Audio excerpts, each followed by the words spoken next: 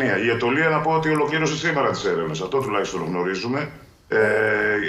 Ότι έγινε μια έρευνα στη θαλάσσια περιοχή. Αυτό, Παναγιώτη, κλήθηκε ειδική ομάδα. Υπάρχει μια πολύ οργανωμένη ομάδα με φοβερό εξοπλισμό. Είναι η Ελληνοαμερικανική Ομάδα Έρευνας Διάσωσης, η οποία είναι στην Αύπακτο. Κλήθηκε η συγκεκριμένη, η οποία έχει φουσκωτό από ό,τι γνωρίζουμε και έχει και ειδικά μηχανήματα και σκάλαρε το βυθό εκεί. Στη Λιμνοθάλασσα, κοντά στο σημείο δηλαδή όπου βρέθηκε η σωρός του Μπάμπη.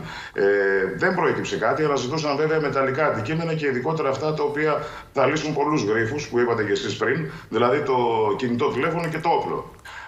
Σκανάρίστηκε μια περιοχή συγκεκριμένη, η οποία έχει εστιαστεί από την αστυνομία, αλλά δεν υπάρχει τίποτα να έχει βρεθεί. Και από την αστυνομία οι έρευνες ολοκληρώθηκαν σήμερα, όπως σας είπα. Έτσι. Σήμερα. Δεν θα υπάρχει άλλη έρευνα επίσημη από την αστυνομία από αύριο. Παναγιώτη, αν προκύψει κάποιο νέο στοιχείο. Παναγιώτη, να ρωτήσω κάτι. Δηλαδή, πήγαν μόνο στο συγκεκριμένο σημείο εκεί στη Λιμνοθάλασσα, σε μια κτίνα από εκεί που βρέθηκε η σωρός?